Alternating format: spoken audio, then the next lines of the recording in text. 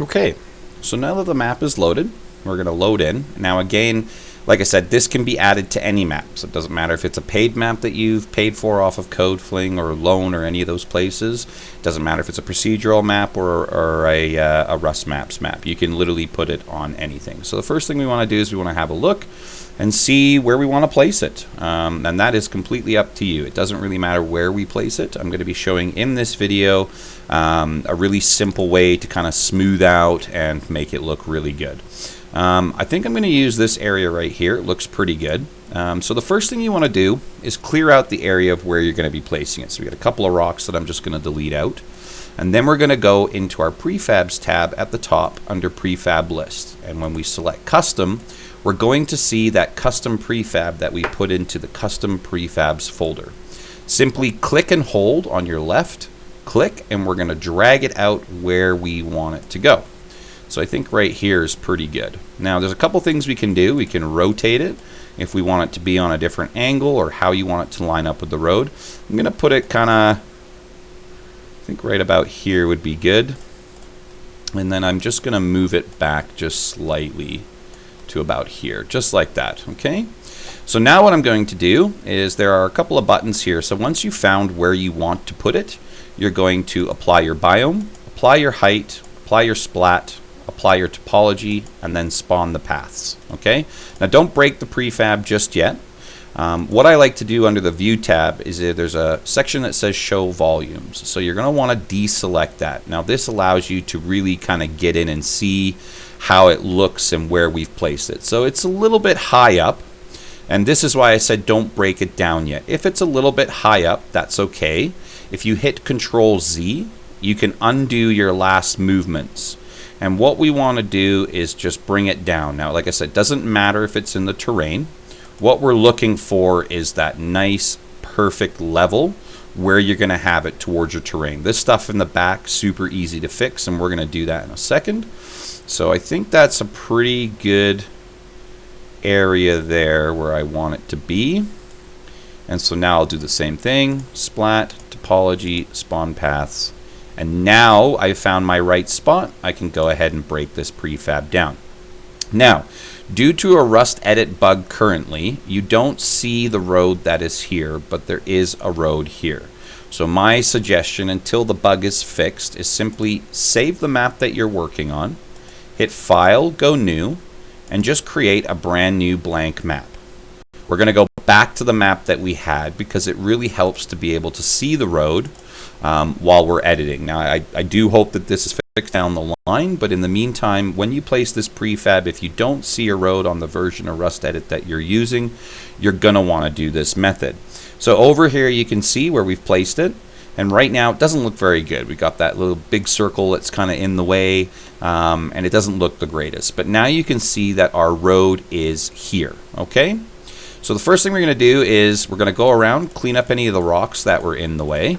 Now you can either keep these to replace these along your hillside when you're finished, or you can delete them. It's totally up to you how you guys want to do this. I like to just highlight my rocks and then I kind of just stick them up in the air for a minute, and I will get back to those in a second and replace them along my hillsides. I'll show you how to do that. Now, one of the tools that I like to use under your terrain tool, and this makes it very easy to get rid of the circular pattern that is kind of put there whenever you put in a custom prefab, and that is your slope flatten tool. You can kind of make it whatever size you want, but just remember when you're doing the slope flatten, you don't want to start clicking here and then over here because it will use this height to slope flatten down. You want to go from your lowest point up, right? And you can kind of cut into any of your terrain however you want to do it. It really doesn't matter. What we're trying to do is just get rid of that kind of ugly circle that it kind of puts in, right? So we're just going to go around like this, do the same thing over here, kind of come down here, do a little bit down here like this. That looks good. Do a little bit here, kind of come up and get that slope flattened, and you're just going to go all the way around like that. So now when we look at our map and we can see where we placed it, that circle is now gone, but we're left with these little circular rings. So it kind of looks a little bit iffy, right? So this is now where we're going to switch over. Same thing in our terrain tool. We're going to switch over to the smoothing tool. You can make this whatever. I just wouldn't suggest making it a giant size because then it's going to smoothen everything around. Keep it to a nice, decent, small size, something like a little tool like this that you can use. The important part is you want the opacity to be at 100 because we want it to be really strong in flattening this terrain, right? So that'd be really, really, really gentle how you do it. You don't want to go over parts that might, like, you know, see the back of the bank here? I don't want to touch the bank. I want to just kind of go around the bank. And there you can see that that's kind of cleaned that up, made it look a little nicer. So we're going to go over here, do the same thing. And we're just going to do this everywhere where we used that slope flatten to get rid of that really kind of yucky circular look. Same thing with your road. Be very careful when you're coming along. It takes a little bit of finesse on your mouse. We're going to come down. Perfect. Do the same thing up and over there. And then we're going to get this area that we hit as well. Okay, so now if we go ahead and we look at our map, we can see that we've still got that little circle that's noticeable, but that's more so because of the splat at this point, which we're also going to correct and get rid of that circle so you can't see it. After you've done your smoothing tool and you've applied your height from the prefab itself, have a quick peek at your rocks. One of the most common things I see is things like this, and remember those rocks that we threw up in the sky? These are where we're going to want to readjust them to kind of be just sticking out where we want them to be. So just have a quick peek, something like this, right?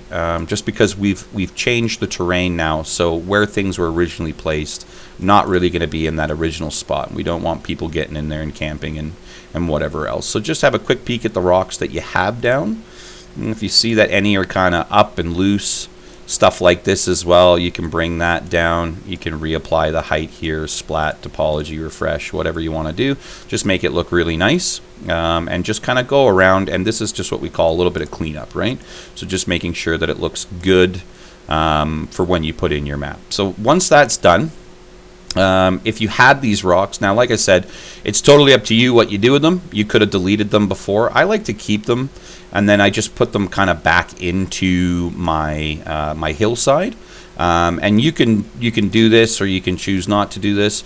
If you hold the Alt key on your keyboard while holding the left click, it's going to snap that to the closest terrain wherever you hit. If I don't hold that, it's not going to do it. So in this case, you know, this looks like a good spot to put one of those rocks. We'll grab this one as well, put it right here on the cliff face. Make sure that that side looks good. Yeah. Do the same thing with this rock here. And it doesn't take very long to put your rocks back. You just want to make sure that none are floating or kind of in your way. And don't forget, if a rock doesn't really line up with the hill you're trying to put it on, in your while you have it selected, you can click on this little here, and you can click on the rotate, and you can kind of move it to kind of fit how you want it to fit, right? And then make sure you always switch it back to move, and then we're going to find some good homes for these rocks. So we'll put one here. And like I said, this piece, completely optional if you don't want to do it. It just depends, you know, who you are as an individual, if you want it to look clean, or if you're just not too concerned, you're just trying to get it on the map. Totally up to you, right? So, and then we're going to rotate this one here. Bring this over here. That looks good there. And we got a couple more to go. This one's got a back piece that goes about here, so that looks like a good spot there. And I think that's good for rocks, so we'll just leave it at that. One thing I would suggest too is after you've replaced your rocks, if you hold Control while left click, you can multiple select your prefabs. And if you accidentally grab a prefab, like how I've just grabbed the, you can hold Alt and left click, and that will deselect. Once you've got your rocks placed, highlight them all, hit the splat button, and that kind of just re-adds back that, that nice look, natural look to how it was. And that's good. So there we are. So we've got that all placed on now, and you can see our bank is here. So the next steps are going to be adding our roads to attach to the two side pieces, which is quite simple. So there's a path tool at the top here. We're going to click on our path tool, and we're going to physically highlight the road that we want. Now, a normal road is not typically 12 by 2. A normal road is typically 10 by 1, is a normal road. One thing I would suggest doing is there is a button on your path tool called Preview Mesh, if you hit the preview mesh, you're going to see exactly how the road will look in game. Without the preview mesh, you're just seeing how it's placed currently in Rust Edit. So preview mesh will always show you this is what it's going to look like once your server is loaded up. Whatever road you're going to attach your road to, I would suggest using the preview mesh. Really doesn't matter about the other ones because they will look correct in the game. But for this purpose, we just want to be able to see these ones here. And go from there. So now we're going to click on our road here, and we're going to go to the end and highlight the end node. So there's two end nodes. We want to get this one first. You're going to have two windows. On that second window, you're going to want to copy the transform values of that road. Hit finish editing, and now we're going to create a new path. I always like to take 0. Doesn't matter at all where this goes. And then you're going to paste the transform values. Now, because the road for the bank is 12 and 1, I made it a little bit bigger just to kind of support the plugin. So you're going to change your path width to 12 and 2 so that it matches. And then you're going to take each individual node and we're going to start kind of just stretching it out where we want it to go. Now, if you hold Control and left click at the same time and you click, you can add nodes wherever you want them to go. In this case, we want them to go all the way to the road over here. Now, this is just a quick, basic little tutorial. As you can see, some of these road points are a little bit higher. If you don't want this hill to be here, bring your points down, and then I'm going to show you what we do with those after. And I'm kind of all about symmetrics. So if I bring this down, I want to know what the height of this one is. So the position on the Y is 9.28. If I hit Control-C to copy, I can do the same thing with each of these nodes to kind of get rid of that hill. And then you should start to see a nice little progressive incline here on this. So if I looked underneath here right now, you can kind of see that the road doesn't look the greatest, right? Because we've got this big hill in the way.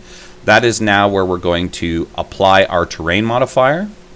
Preview mesh so we can see how the road's going to look. We're going to apply our splat and our topology, and then we're going to hit Control A to select all, and you want to change linear to Bezier. What that does is it takes it from being a jagged edge when it turns, and it makes it a nice smooth turn on your turn. And you're going to hit finish editing, just like that. We can close that, but now we've got this really ugly looking hill thing, right? So same thing. I like to use the smooth tool to get rid of these. It just kind of carves into the canyon, and just a little bit of finesse brush work to go along the edges, and we can very easily clean that up so it doesn't look like it's too bad when we're in game. Same thing on this hillside. Now, if I was doing a proper map, I'd probably add a few rocks to this hill cliff just to make it look nice, or a little bit of whatever. But again, totally up to you how you're placing this into your map, right? So I'm going to bring that up like that. Perfect. And then we're going to go to our path tool again. And this is where we just want to line this up. It's always nice to offset the 0 after it's been placed just slightly into the other prefab here, or the other road, so that it just looks like it's connected properly, right? And then again, you can do your apply splat just to give it that last little bit. So there is one of our roads, which is now attached perfectly to where our end node was. And you can play around with this and make it however you want. And then again, I like to just kind of turn off the preview and reapply, because it kind of shows you anywhere where there might be some terrain blemishes, which here you can see there would be one. So in this case, you can take a smooth tool like this and just kind of level it all up. And then if I were to go back to my paths and I click here, preview mesh again, click on this one, preview mesh again. So now you can see that's how it would look in game. We've gotten rid of that little blemish that was sticking out in the road. So now it looks like a proper road, right? Now again, wherever you place this, you might have more room, you might have less room. It's totally dependent on how you do it. So same thing, we're going to place the other side now. So we're going to grab this number 2. Same thing in this top right hand corner on your transform tool. We're going to copy the transform values, hit finish editing, and we're going to create a new road. Again, doesn't matter where this thing lands. We just want to grab the number 0, and we're going to paste the transform values, and then we're going to grab our number 1, bring it out, number 2, and then again, hold your left click and Control together, and we're just going to bring this all the way down to here like so. All right. So it looks pretty bad right now, which is okay, because like I said, we're going to fix it. You can adjust where you want those heights to be if we want it to be a little bit more realistic looking. And then on that last one, you just want to make it look really nice and connect. So we can go preview mesh. So we can see here, this is going to be quite a dip. So bring that up. Bring that up. Essentially, wherever this blue line is where the terrain is going to put itself once we use the terrain tool, right? So now we're going to apply terrain, apply splat, topology, and then Control A, and again, linear to Bezier. And we are pretty much done that road. So again, we want to go to this back piece, and we want to line that up. Now remember, change your path to 12 and 1. And then we're going to, just one more time, apply that splat, finish editing. And now if we go back to here and we go to preview mesh, you can see now how those roads nicely connect to each other on both ends. And how this road here, re-click, reposition. Now when you get little dips and stuff like this, it can be a little bit challenging to make it look how you want it. But just for the aspects of this video, I mean, you'll have time to tinker around and make this perfect to how you want. Same thing again, take your smooth tool, go across your smooth tool very, very carefully. You don't want to hit anything else on the road itself. We're just going to smooth up a few parts. And for the sake of this video, we're just going to get rid of this guy. And so that's it. So we have our road now placed. So you can see here we've got our road placed on both ends, and everything is working perfectly. So if we go to our G map, we can now see that the road is there, but we still have this circle. So what I like to do with the terrain splat is you're going to go to your terrain painter, you're going to go to splat, you're going to come down to forest, depending on what you want to splat. It could be forest, it could be dirt, it could be gravel. I mean, it's your canvas. Make it how you want. The one I like to use is the one just underneath the circle here. And if you bring that up to about 22, 25, somewhere in that ballpark, and then as you can see, I'm going to just start kind of brushing and clicking, just kind of all over, anywhere where that circle is present. And maybe put a little bit of forest in here, put a little bit there, some over here, and you're just kind of dabbing, right? So that when you look on your map now, you can see that that circle pattern that we had is no longer present. It's kind of gone. And that's kind of how we're going to clean that up. All right, so that's all done. That's all finished. Now there's a couple things to check. So the topology of your map, check your field and where it is, because the bank comes with topology for the field. Check your forest where it is. It doesn't really matter if it's overlapping. There are a couple of other topologies that we put in, one of them being building, so that there's no grass or forest that can grow through, and the other one is monument topologies, so that we're telling the game, look, this is a monument, there's nothing to spawn there. Same with your roads when we put them in. When we did the roadside and we did the road topology, it's the same thing. Game kind of knows where they are, so it knows where not to spawn grass, trees, and rocks and all that stuff. So you can play around with topology a little bit how you want it. And then biome is the other one. So I did use the temperate biome, which is the green. And in this case, I don't need to change it because it's green. But let's say that you put it in the snow area, or you decided to place your bank somewhere over here in the desert area. Then you can simply come in and you can change your arid, get your circle, and you could, splat that on if that's what you wanted it to be, if you wanted it to be arid. Just make sure, it's very important that you always use the blend brush at the end, and you can see here to blend it in to the surrounding biome that you've already got set, and that'll give it a really nice blend in game when going through. But in this case, I'm going to leave it the temperate because I like kind of like where that is, and we'll go from there. Inside the config, once you start setting up the plugin inside the config, there is a option to parent the entity, which is a great feature that was added by the plugin developer. And I'm going to explain that a little bit. So pick any floor, whatever you want. I like to go with this floor here. So the cube tile floor, the one that's just right underneath. And what I'm going to do is I'm going to go to my prefab list, and I'm going to quick create from selection.